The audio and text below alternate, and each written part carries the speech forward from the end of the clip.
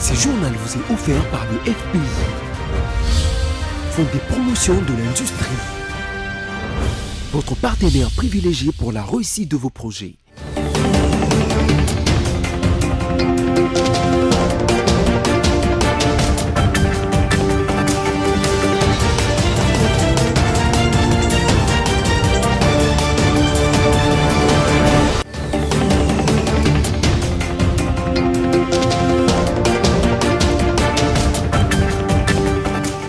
Il est l'heure de vous informer, mesdames, messieurs. Voici tout de suite les sommaires de cette nouvelle session d'information.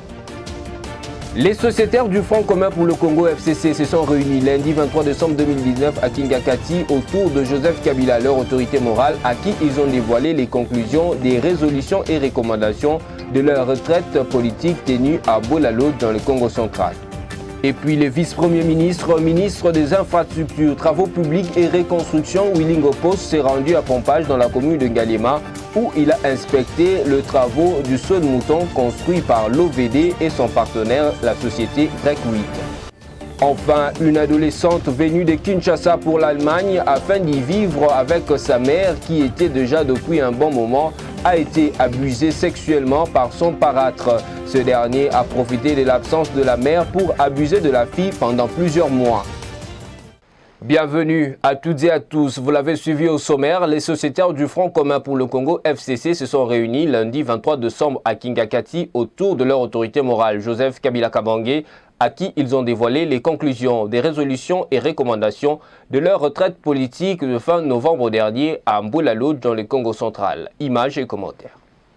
Joseph Kabila Kabange, autorité morale du Front commun pour le Congo FCC, a réuni les siens lundi 23 décembre 2019 dans sa ferme de Kingakati dans la commune de Maluku à Kinshasa.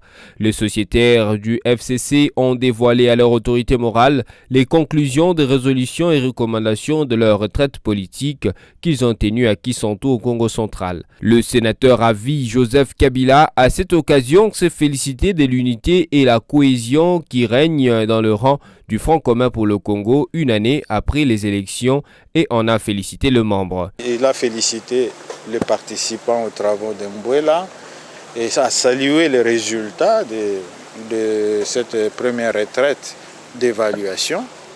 Et de deux, il a salué la cohésion, la solidarité, mais aussi la discipline qui a été maintenue au sein de la famille politique tout au long de ces temps 1 de l'alternance et fait comprendre à tout le monde que n'eût été cette cohésion, n'eût été cette discipline, cette solidarité, même ce sens de responsabilité, mais où est-ce que nous serions aujourd'hui?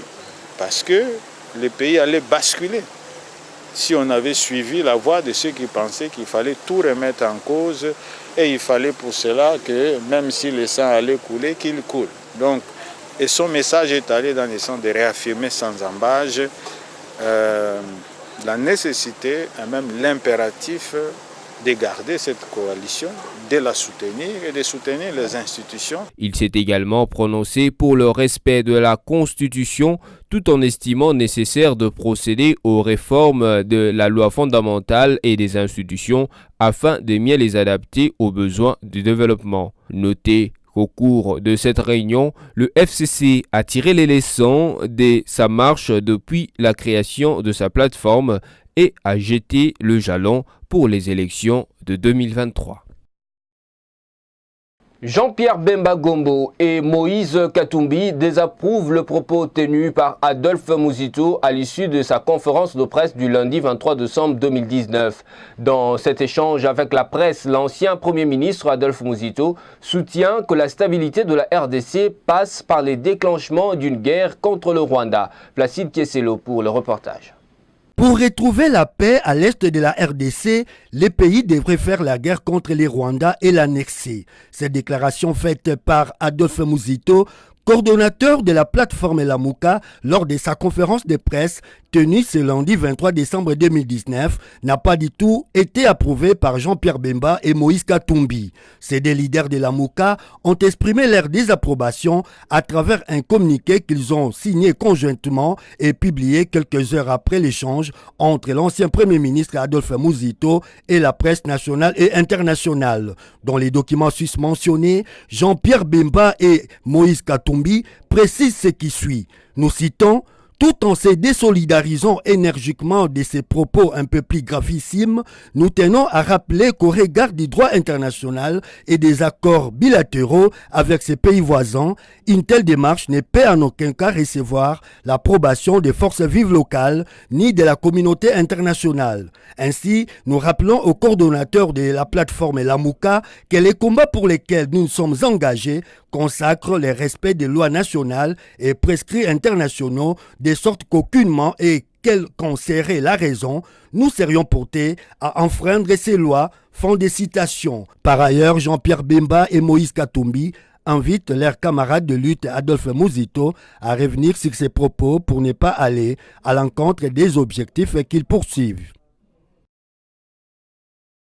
Toujours dans le même chapitre, insécurité à l'est de la RDC, même si l'élan, voire la coutume agressive et pilarde du Rwanda envers la RDC est très condamnable et préjudiciable pour le Congolais, il faut réfléchir deux fois avant de s'aviser de lui faire la guerre. Qui est derrière le Rwanda dans ses actions contre la RDC? Qu'adviendrait-il si la RDC s'attaque au Rwanda? Tentative de réponse à ces questions dans cette réflexion de la rédaction de BSC-TV. Suivez.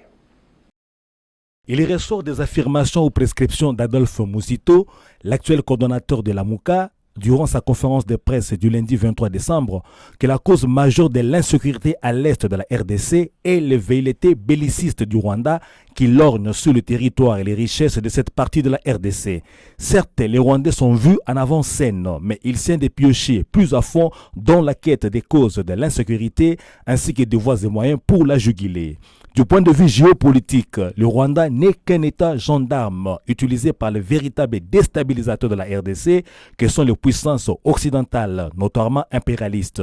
Ce sont ces États qui sont la vraie origine ou cause de cette insécurité, de sorte que c'est seule la formation d'un front commun des Congolais qui peut venir à bout de leurs coutumes prédatrices contre la RDC. Ces puissances qui siègent au Conseil de sécurité des Nations Unies garantissent toutes sortes de protections et d'appui au Rwanda quand elles l'utilisent contre la RDC. On en veut pour preuve l'inertie du Conseil de sécurité face aux rapports et accusations établissant l'agression de la RDC et le pillage de ses richesses par le Rwanda et les milices qu'il forme, dirige et équipe. Ainsi donc, si la RDC osait faire la guerre au Rwanda ou tenter de l'annexer, elle ne saurait pas faire face aux conséquences de telles initiatives. On lui appliquerait bien vite son ménagement, la Charte des Nations Unies, et peut-être même cela donnerait le prétexte à tous les félins qui veulent parcelliser la RDC de réaliser leur volonté, voire de mettre le Congo sous sanction ou sous tutelle pour réaliser leurs vieux rêves qui remontent aux années de la conférence de Berlin. Certes, il faut que la RDC ait une armée forte pour dissuader ses ennemis de l'attaquer ou pour les vaincre. Mais il faut privilégier tout autant les efforts d'entente entre les politiciens congolais, dont certains se font volontiers instrumentalisés par la puissance impérialiste notoire. Les politiques et les leaders d'opinion doivent dire les vérités à dessein caché ou déformé aux forces vives de la nation et en appeler d'un commun accord à la formation d'un front commun. Dans ce front, opposants et dirigeants vont se souder et se liguer contre les vrais ennemis de la RDC qui, pour leurs intérêts, prennent un plaisir cynique et masochiste à compliquer les équations congolaises. Le Rwanda n'est que l'effet de la vraie cause que sont les puissances impérialistes qui l'instrumentalisent. Il est utilisé pour déstabiliser la RDC au gré des puissances impérialistes et bénéficie des appuis et rétributions pour ses prestations. Tout à fait autre chose. 24 janvier 2019, 24 janvier 2020, cela fera un an jour pour jour depuis que le peuple congolais participait à la première passation pacifique et civilisée au pouvoir au sommet de l'État. L'annonce de la célébration de ce un an n'a pas réjoui un bon nombre de Kinois qui pensent voir d'abord leur social s'améliorer avant de penser à faire la fête. Ils sont ici au micro de Clarisse Beboumika et Générose Essingo. Le 24 janvier 2019, les Congolais ont vécu pour la toute première fois la cérémonie de passation du pouvoir entre un président sortant en vie et le nouveau issu de l'opposition. Cet événement qui a marqué l'histoire de la RDC totalise le 24 janvier prochain une année. Pour le garder frais dans la mémoire de Congolais, le chef de l'État Félix Tshisekedi a annoncé le festivité avec des conséquences sur la caisse de l'État. Les Kinois interrogés sur la nécessité de cette fête n'ont pas gardé leur langue dans leur poche. Certains pensent qu'il n'y a aucune raison de célébrer l'alternance car ces résultats ne sont pas encore palpables. Le peuple d'abord, ils l'ont rappelé au chef de l'État Félix Tshisekedi. Moi je ne trouve pas important de célébrer cette fête parce que l'alternance ne fait que commencer. Félix peut-être va partir un jour. L'autre va venir. Est-ce qu'on va toujours continuer à fêter ce genre de fête? Je ne trouve pas important que cette alternance ait comme une fête qu'on doit célébrer, qu'on doit, je ne sais pas, faire une manifestation pendant que les Congolais attendent les actions du chef de l'État. C'est ça la vraie alternance, les actions. C'est ces actions-là qu'on appelle toujours, qu'on mette comme un slogan, le peuple d'abord, c'est ce que nous attendons. Le président Fachi a un peu en contradiction avec parce que hier à l'Obaguinabiso, les peuples d'abord. Donc tout ce que doit faire les peuples est au centre. Maintenant quand on parle des peuples, tu dis que on peut baser peuple, la population. Mais biso petit peuple se retrouver dans festin na bango. Les festin pour na ba cadre, IDPS na ba cadre ya cash. Parce que biso petit peuple se retrouver nani.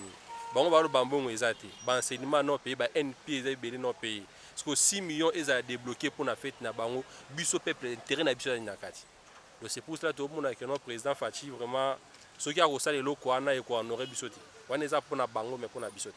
La démocratie oblige, d'autres par contre ne trouvent pas d'inconvénient. Célébrer un si grand événement rendu possible par Joseph Kabila et le choix électoral de Congolais est encouragé. Avec Félix et aussi Malango, Moutinonso a aussi trouvé 6 millions de qui a ébélé na biso ba pauvre. Mais na pays n'était RDC, pays d'avenir, pays d'espoir, pays où on a évité. Et aussi Malango. Les deux acteurs de la première alternance congolaise, l'ancien président de la RDC et son successeur ont marqué l'histoire. Que le premier anniversaire de l'alternance soit célébré ou pas, rien n'effacera de l'histoire cet événement de haute portée démocratique et historique dans les annales de la démocratie et de l'histoire politique du pays de Lumumba. Gestion de risque de eaux industrielles, c'est la raison de la descente sur le terrain du ministre de l'Industrie, Julien Paluku Kahongya, qui a visité la société Hydrac RDC, une entreprise spécialisée dans la gestion des risques des eaux industrielles sur les eaux potables. Liévin Louzolo pour les détails. C'est à la Société internationale Hydrocarbures Analyse Contrôle Hydrac RDC que Julien Paluku a effectué samedi dernier une itinérance d'anticipation. Ce, pour interpeller ces dernières sur les risques des eaux industrielles sur les eaux potables qui doivent être évitées sur toute l'étendue du territoire national. Ainsi, en a décidé le patron de l'industrie. Dès l'année prochaine, les industries devraient désormais respecter les normes en la matière selon les recommandations de l'OMS. Les eaux industrielles sur les eaux potables, ça c'est le plus grand risque.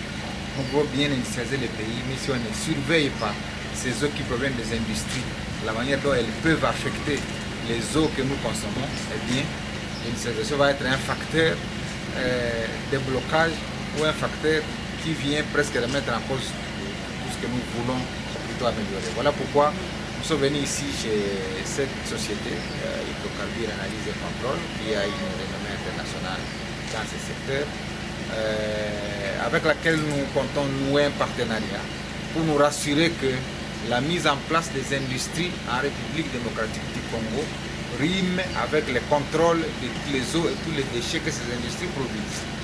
Et à Kinshasa, nous avons eu à le constater, toutes les industries qui existent, par exemple, jettent presque leurs eaux industrielles dans le fleuve Congo, sans les avoir traitées au préalable. Et donc cette société va aider le ministère de l'Industrie à se rassurer que toutes ces eaux-là qui proviennent des industries respectent les normes. Et si le partenariat est noué avec cette société, eh bien le ministère de l'Industrie va aider la population à sauvegarder sa santé. Joseph Pilipili, expert et partenaire de l'IDRAC, donne ici les conséquences directes des risques des eaux industrielles à Kinshasa et en appelle au contrôle des industries qui polluent. Quand vous mangez du poisson à Kinsuka, ça sent des hydrocarbures. C'est simplement parce qu'il y a des industries en amont qui déversent des hydrocarbures et ces industries qui sont des pollueurs doivent être évidemment contrôlées. D'un ministère à un autre, le vice-premier ministre, ministre des Infrastructures, Travaux publics et Reconstruction, Willy Ngopos, s'est rendu à Pompage dans la commune de Ngaliema où la cérémonie d'inauguration du saut de mouton a été annulée. Sur place, il a inspecté l'ouvrage construit par l'Office de voirie et drainage et la société Grec 8. Suivez.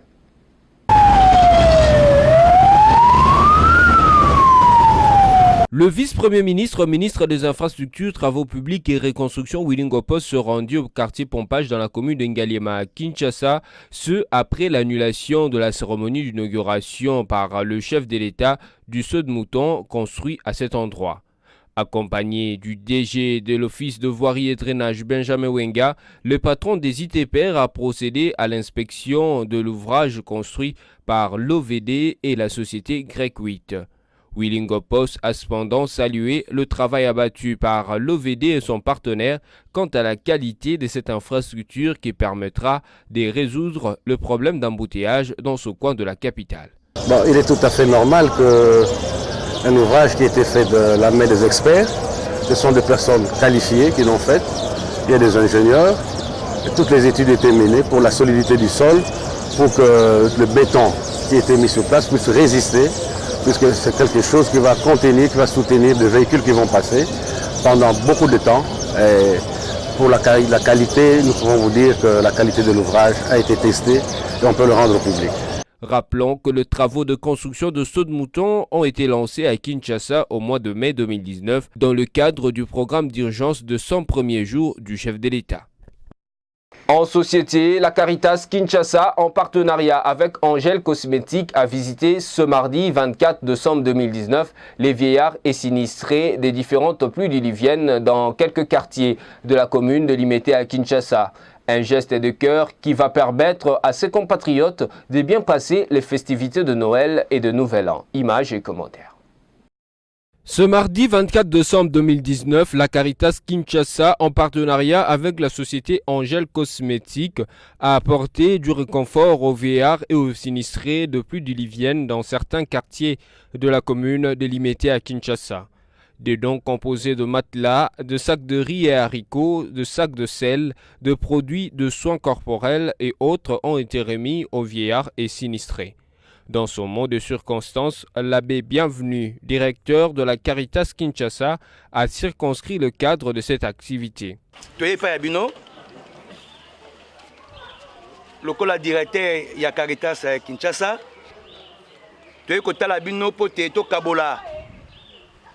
biloko biye bandeko babiso ya entreprise Angèle Cosmétique a bakanisa kite na souci bazali na yango pe bazaka na yango ya ko partager na bandeko bazui moi pasi bamona kite esengelaki na structure moko ya monene oyo ezali organisé pe ba contactaki Caritas po tosala mosala wana tala baleki na nzela na biso pote biso toya kosunga bino boye na mokolo malelo bongo na baki te lokaza likambo ya ecclesia na kati na ecclesia mbele tangu musu bato bayebi yango penza malamu mingi te tata cardinal Fridolin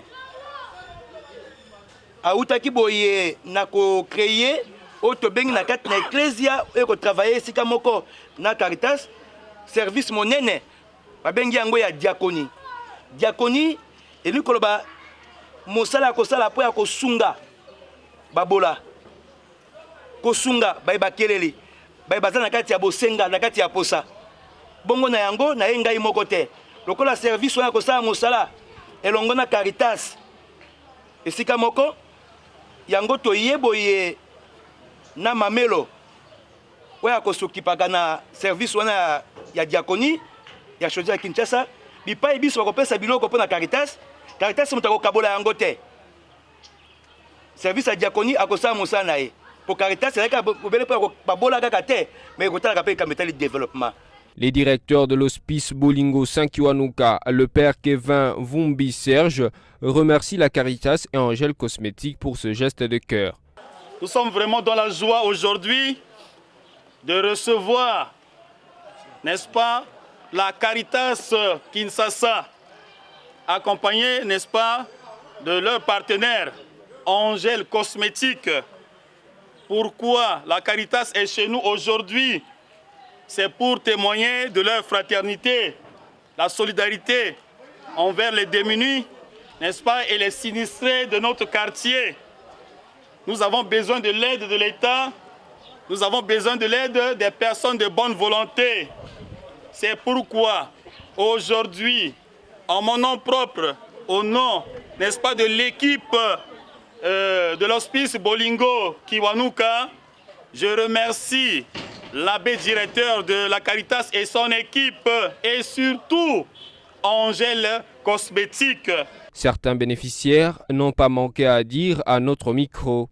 Napesi merci na bana na biso oyo baye kusunga biso na pasi oyo ko ili biso na pasi oyo ko ili biso ya mai na pesi merci na oyo nyonso achieki lubongo na ye na mosala oyo baye kosala wapona kusunga biso boyi nzambe abatela bango pe azongisa lisusu biloko ebele sika biloko oyo baye kotikila biso oyo po mbala sima basunga lisusu bandeko na biso ndenga basungi biso boyi. Notez que Caritas Kinshasa n'œuvre pas que dans l'humanitaire, elle est active aussi dans le domaine du développement durable. Vous l'avez également suivi au sommaire. Adolescente venue de Kinshasa pour l'Allemagne afin d'y vivre avec sa mère qui était depuis, Josiane a été abusée par son parâtre. Ce dernier a profité de l'absence de la mère pour abuser de la fille pendant plusieurs mois. Par peur, elle s'est tue parce que menacée d'être renvoyée à Kinshasa ou même tuée. Esther Pezo-Omba nous donne les détails dans cet élément. Venue de Kinshasa, cette adolescente vit depuis un temps avec sa mère et l'époux de celle-ci en Allemagne. Josiane et son prénom a été abusée pendant plusieurs mois par son parâtre. Ces derniers, nommé Bruno Jean Landoukanza, a profité de l'absence de la mère pour abuser de la fille en la menaçant de la faire retourner à Kinshasa ou lui faire du mal, comme elle explique. En novembre, décembre, janvier, février, mars, avril, alesiko maman oyo abotinga azwi musala abanzoki musala sikoyo mobile ne abando tsika na kati ya ndako sikoyo nananga mpe ndabaki potika mpe na kati ya ndako naleki nanga mwasi sikoyo ezaya mokomo boye na fe nanga na chambre nanga na bando osala makambo nanga ya classe ale sikoyo mobile ya mama aye na kati ya chambre nanga aye kokotelanga aye koyebisanga ke pona nini nga naza vierge na nayebi mikama mibali te ntonga nazali na Kinshasa babande kobetela ye makambo kyanga na nazalaki na mibali ebele nazalaki nduma na bando osasa makambo ale siko ye papa ngo ye papa no ayebisinga ke ndenge naza vierge boye il faut ye moko adevierge nga mukolo koloba vérité akozongisanga Kinshasa ou bien mukolo na kobimisa vérité ou bien mukolo mabe ekoyela ye akosalanga mabe ale sikoyo mukolo ngo pe adevierge nga na bimema makila n'aurait pas si ale sikoyo ekomera kokende bongo osala nga sexe ale soki mama ke musala lolo kwanda bando sala 3 fois hier oya asenanga sexe alors quoi lundi mercredi na vendredi 3 fois par semaine osala nga bongo ale siko abande kosala nga bongo siko na bande kuna ye papa pona nini osala makambo et puis abande ko yebisanga ke etalio te na kosala makambo na sona lingi ozana ope mwana ngati atandenge na baby sobe e kosala ngo monte abande bisanga kutuke o na zo baby sote no pesendo kutu santé Chose étrange dans cette vidéo qui circule sur les réseaux sociaux, la victime Josiane est filmée par sa propre mère avec un visage non couvert. Certains observateurs estiment que cette vidéo est faite pour discréditer ce Bruno Jean Landoukanza. D'autres par contre pensent que la mère a ainsi filmé sa fille pour obtenir des aveux afin que son mari paye pour ce qu'il a fait à sa fille, mais sans l'intention de rendre public la vidéo. Qu'à cela ne tienne, il y a lieu de noter que les cas de viol sur enfants s'est multiplié à l'étranger comme à Kinshasa. Le cas d'une fille de 17 ans enregistrée il y a moins d'une semaine, violée engrossée par son père biologique sous prétexte que son épouse ne le satisfait plus. Ces cas doivent réveiller les victimes afin de briser le silence, mais aussi interpeller les autorités pour accentuer les sanctions contre les auteurs de viols. C'est par ici que nous bouclons ce journal, mais si vous nous avez pris en cours des diffusions, voici pour vous le rappel de principaux titres. Les sociétaires du Front commun pour le Congo FCC se sont réunis lundi 23 décembre 2019 à Kingakati autour de Joseph Kabila, leur autorité morale, à qui ils ont dévoilé les conclusions des résolutions et recommandations de leur retraite politique tenue à Mbolalo dans le Congo central. Et puis le vice-premier ministre, ministre des Infrastructures, Travaux publics et Reconstruction, Willing Opos, s'est rendu à Pompage dans la commune de Ngaliema où il a inspecté le travaux du saut de mouton construit par l'OVD et son partenaire, la société Grec 8. Enfin, une adolescente venue de Kinshasa pour l'Allemagne afin d'y vivre avec sa mère qui était déjà depuis un bon moment a été abusée sexuellement par son parâtre. Ce dernier a profité de l'absence de la mère pour abuser de la fille pendant plusieurs mois. Ce journal est terminé. Merci à vous de nous avoir suivis depuis la commune de Nsele à Kinshasa. Restez fidèles au programme de BSC-TV. Je vous retrouve à la fois prochaine avec le même plaisir. Merci et au revoir.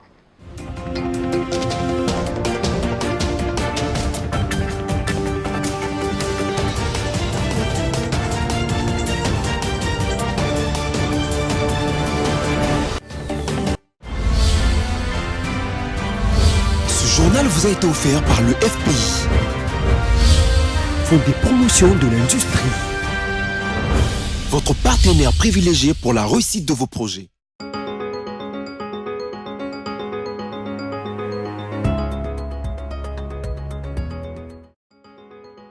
Merci de nous rester fidèles pour suivre la revue de presse de ce mardi 24 décembre 2019.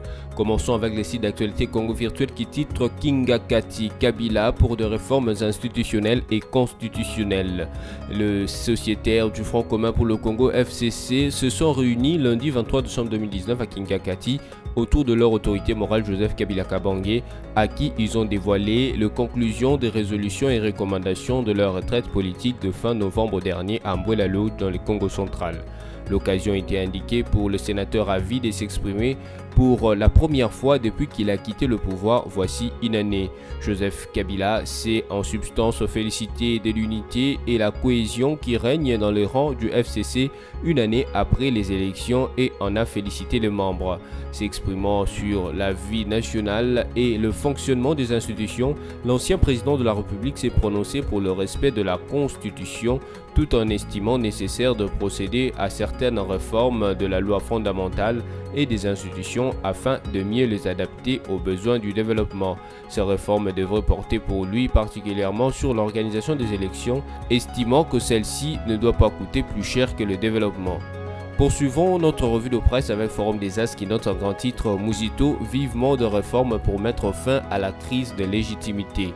Par rapport à la dialectique Lamuka développée par le non moins dialectique Adolphe Mouzito au cours de sa conférence de presse hier lundi 23 décembre à Kinshasa, deux attitudes. Soit on juge, soit on cherche à comprendre. À charge pour ceux qui préfèrent juger de méditer cette citation d'André Malraux. Juger, c'est de toute évidence n'est pas comprendre, puisque si l'on comprend, on ne pourrait pas juger. Ainsi faudrait-il juger ou comprendre la politique de défaire au feu de Lamuka, à savoir la résistance populaire et la présence du Parlement. Bouclons notre ronde avec Okapi.net qui écrit RDC situation sécuritaire préoccupante à Lubumbashi, Likasi et Kasumbalesa. S'exprimant devant les députés provinciaux lundi 23 décembre à Lubumbashi, le ministre provincial de l'Intérieur de la province du Haut-Katanga, Bobo Maloulou, a indiqué que la situation était préoccupante dans les grandes agglomérations, donc à Kasumbalesa, Likasi et Lubumbashi. Bobo Maloulou attribue la recrudescence de la criminalité dans ces villes à plusieurs facteurs, dont le chômage, l'insuffisance de l'irrégularité des salaires de fonctionnaires et de soldats, des militaires et policiers. Il signale également d'autres causes à la criminalité, notamment l'afflux de populations venues d'autres provinces du pays, les fréquentes délocalisations des créateurs artisanaux et la mise en congé technique des employés des entreprises minières. C'est tout pour aujourd'hui. Merci et au revoir.